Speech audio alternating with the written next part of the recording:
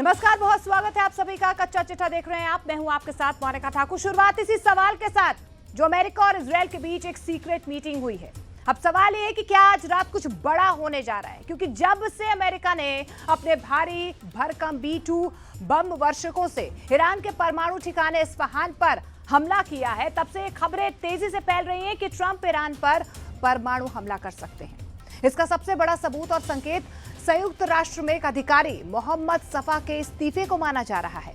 सफा ने यह दावा किया है कि संयुक्त राष्ट्र में ईरान पर संभावित परमाणु हमले के बाद हालात को लेकर तैयारियां चल रही हैं और इसीलिए मैं इस्तीफा दे रहा हूं।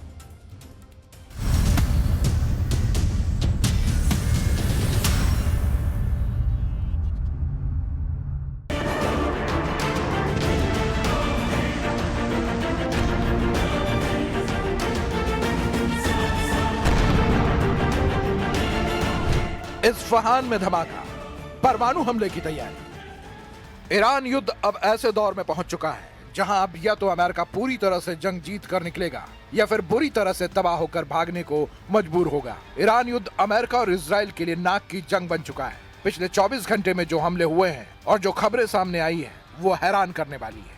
अमेरिका ने ईरान के इस्फहान में परमाणु ठिकाने और मिसाइल सिटी पर अब तक का सबसे भीषण हमला किया है। सुबह 4 बजे अमेरिका के इस हमले ने पूरे इस्फहान को तेज धमाकों और रोशनी से भर दिया। आसमान तक बम धमाकों से पैदा हुई लपटें साफ देखी जा सकती थी। इस खबर की पूरी डिटेल हम आपको बताएंगे। साथ ही हम आपको ये भी बताएंगे कि संयुक्त राष्ट्र को पता है कि ईरान पर परमाणु हमला होने वाला है। क्या इसी वजह से संयुक्त राष्ट्र में एक अधिकारी मोहम्मद सफा ने अपने पद से इस्तीफा दे दिया है। साथ ही आपको ये भी दिखाएंगे कि खारदीप कैसे अमेरिका के गले की हड्डी बन चुका है। कुल मिलाकर तेहरान से तेल अवीव तक हो रहे हमलों से साफ है कि ईरान युद्ध लंबा चल सकता है और आने वाले दिनों में और विनाशक हमले हो सकते हैं। हम शुरुआत करते हैं अमेरिका के उन हमलों से जिसने पूरे ईरान को दहला दिया है। लेकिन इस सब के बीच चीन और रूस ने ईरान को बचाने के लिए अपने पत्ते खोलने शुरू कर दिए हैं और अब खबर है कि रूसी समर्थक चेचन लड़ाके ईरान की तरफ से युद्ध में कूदने जा रहे हैं।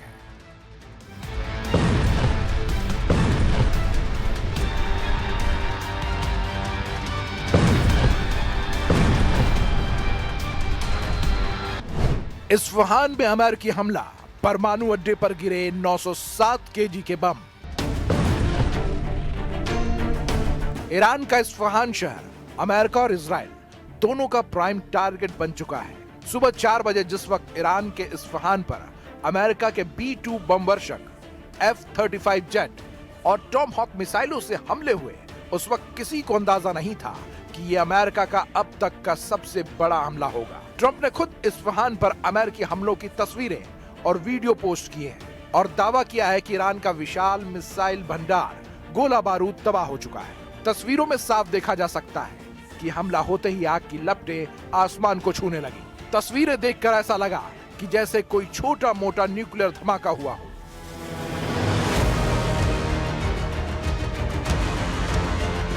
वॉल स्ट्रीट जर्नल के दावों के मुताबिक इस्फहान हमले में अमेरिका ने 2000 पाउंड यानी लगभग 907 किलो के बंकर बस्टर बमों को बड़े पैमाने पर इस्तेमाल किया। ये बम जमीन की गहराई में बने सैन्य ठिकानों को तबाह करने के लिए इस्तेमाल होते हैं। हालांकि अभी आधिकारिक तौर पर विमानों के नाम नहीं बताए गए हैं, लेकिन रक्षा विश्लेषकों के अनुसार इस मिशन में B-2 स्टील बॉम्बर्स और टॉमहॉक क्रूज मिसाइलों का इस्तेमाल हुआ और जो जानकारी सामने आई है उसके मुताबिक इस्फहान ईरान के परमाणु कार्यक्रम का एक बेहद महत्वपूर्ण केंद्र है। यहाँ यूरेनियम कन्वर्जन सुविधा मौजूद है। हमलों का मुख्य उद्देश्य ईरान की परमाणु क्षमता और उसके बैलिस्टिक मिसाइल बुनियादी ढांचों को नष्ट करना बताया जा रहा है। अमेरिकी राष्ट्रपति डोनाल्ड ट्रंप ने सोशल मीडिया पर इस हमलों से जुड़े वीडियो साझा किए और इसे एक बड़ा दिन बताया है। अमेरिका के रक्षा अधिकारियों ने दावा किया कि वो ईरान को परमाणु हथियार हासिल करने से रोकने के लिए सैन्य बल का प्रयोग करेंगे। इस्फहान में हुए धमाकों के बाद आसमान में आग की ऊंची लपटें और मशरूम के आकार का धुआं देखा गया, जिससे भीषण तबाही का अनुमान लगाया जा सकता है।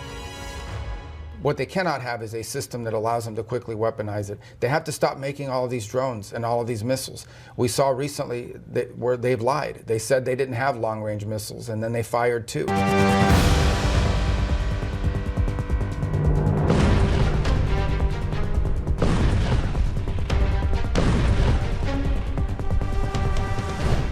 खार्क के ट्रैप में फंसा अमेरिका, हमले में नहीं, इजराइल का साथ। 28 फरवरी 2026 से लेकर आज तक ईरान पर जितने भी हमले हुए हैं उसमें अमेरिका और इजराइल ने जमकर एक दूसरे का साथ दिया है। यहां तक कि ईरान ने जितने भी पलटवार अमेरिका और इजराइल अड्डों पर किए उसके खिलाफ भी दोनों ने मिलकर हमले किए हैं। लेकिन जब ट्रंप ने ऐलान किया कि वो खार्क पर हमला करने जा रहे हैं तो उसे लेकर इजराइल ने दो टूक कह दिया कि वो खार्क द्वीप पर होने वाले किसी भी हमले में शामिल नहीं होगा। आखिर इसकी वजह क्या है, देखिए। खार्क द्वीप को लेकर अमेरिका और इजराइल के बीच गहरे मतभेद हैं। इजराइल द्वारा इस विशेष ऑपरेशन में अमेरिका का पूरी तरह साथ न देने के पीछे 5 प्रमुख कारण माने जा रहे हैं। खार्क के ट्रैप में फंसना नहीं चाहता इजराइल। इजराइल की सेना इस समय अपनी पूरी शक्ति लेबनान में हिजबुल्लाह के खिलाफ जमीनी अभियान में लगा रही है। इजराइल का मानना है कि उसके लिए सीमा पर मौजूद हिजबुल्लाह का खतरा खार्क द्वीप पर कब्जा करने से कहीं अधिक बड़ा और जरूरी है। वो अपनी वायुसेना और विशेष कमांडो को ईरान के एक दूर दराज द्वीप पर भेजकर अपनी घरेलू सुरक्षा को जोखिम में नहीं डालना चाहता। कब्जा बनाम विनाश की रणनीति। राष्ट्रपति ट्रंप खार्क द्वीप पर कब्जा करके वहां से तेल व्यापार को नियंत्रित करना चाहते हैं। इजराइल इसमें जरा सा भी इंटरेस्टेड नहीं है। इजराइल के पूर्व प्रधानमंत्री यायर लैपिड और वर्तमान सैन्य रणनीतिकारों का मानना है कि द्वीप पर कब्जा करना एक ट्रैप या जाल हो सकता है। वो इसे कब्जा करने के बजाय पूरी तरह तबाह करने के पक्ष में है ताकि ईरान की अर्थव्यवस्था तुरंत ढह जाए। ईरान को डर है कि कब्जा करने की स्थिति में अमेरिका और इजरायली सैनिक वहां सिटिंग डक यानी आसान निशाना बन जाएंगे। ईरानी जाल का डर। खुफिया रिपोर्ट के मुताबिक ईरान ने खार्क द्वीप को हजारों ड्रोन्स, माइंस और अत्याधुनिक मिसाइलों से लैस कर दिया है। इजरायली विशेषज्ञों का मानना है कि अमेरिका वहां जमीनी सेना उतारकर एक लंबे और खूनी युद्ध में फंस सकता है। इजराइल नहीं चाहता कि उसके सैनिक एक ऐसे मोर्चे पर शहीद हों जिसका सीधा लाभ केवल तेल की कीमतों को स्थिर करने में हो। वैश्विक अर्थव्यवस्था का दबाव। खार्क द्वीप पर हमले या कब्जे से वैश्विक तेल की कीमतें $200 प्रति बैरल तक जा सकती है। इजराइल पहले से ही कई मोर्चों पर युद्ध के कारण आर्थिक दबाव झेल रहा है। वो नहीं चाहता कि अंतर्राष्ट्रीय समुदाय तेल संकट के लिए इजराइल को जिम्मेदार ठहराए। क्षेत्रीय संबंधों की सुविधा। इजराइल हाल के सालों में अरब देशों यूएई, बहरीन, सऊदी अरब के साथ बने रिश्तों को बचाना चाहता है। खार्क द्वीप पर बड़े पैमाने से पूरे फारस की खाड़ी में पर्यावरण और आर्थिक तबाही मच सकती है जिससे ये अरब देश इजराइल के खिलाफ हो सकते हैं। इजराइल ईरान के खार्क द्वीप के 20 वर्ग किलोमीटर इलाके के चक्कर में बड़े नुकसान से बच रहा है। То, что мы сейчас наблюдаем в отношениях в этом регионе, видим, что как раз Соединенные Штаты и Израиль пытаются не допустить этой нормализации между Ираном и его соседями, а то и натравить членов Совета сотрудничества арабских государств залива на Исламскую республику.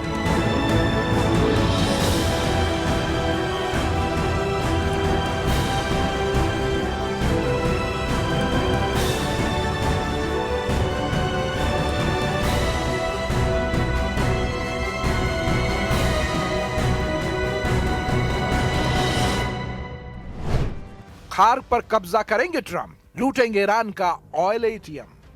भीषण युद्ध के बीच ट्रंप ने अचानक अपने टारगेट बदलना शुरू कर दिए हैं। ट्रंप को लगता है कि ईरान से सस्ता परिवर्तन करना मुश्किल है, जैसा कि इजराइल ने उन्हें भरोसा दिलाया था। लेकिन अब स्थिति तेजी से बदल रही है। देखिए ट्रंप खार्क और हॉर्मूज को लेकर क्या क्या दावे और सपने देख रहे हैं।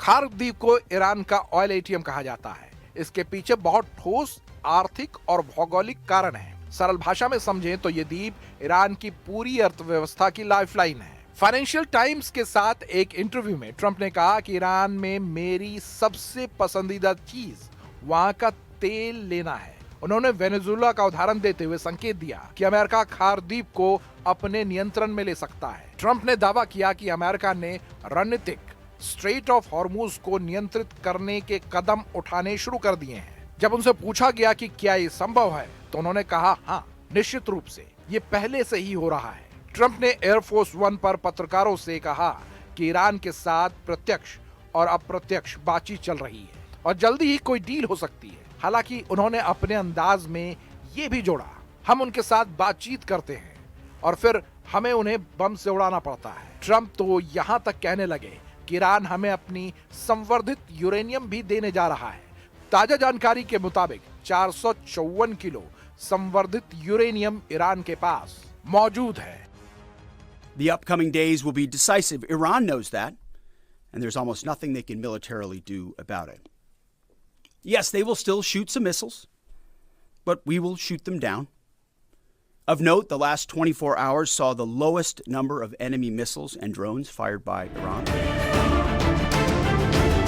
अब जंग में दो मोर्चों पर आर पार की जंग शुरू हो चुकी है। पहला है ईरान का एटमी ठिकाना और दूसरा है खार्क द्वीप, जिस पर अमेरिका हर हाल में कब्जा चाहता है।